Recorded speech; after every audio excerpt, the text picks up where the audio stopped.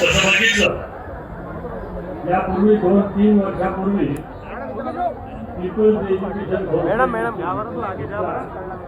संस्थेचा सत्कार केला होता आणि मला मुंबईला बोलवून तो सत्कार स्वीकारावा हे काम योगायोग आहे.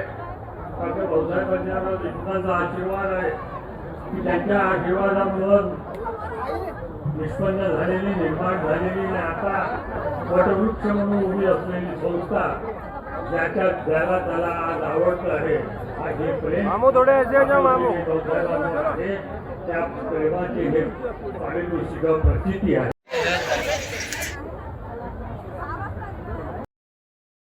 श्री शिवाजी शिक्षण संस्थेचे आमचे सहकारी काही धामा ना तिकडे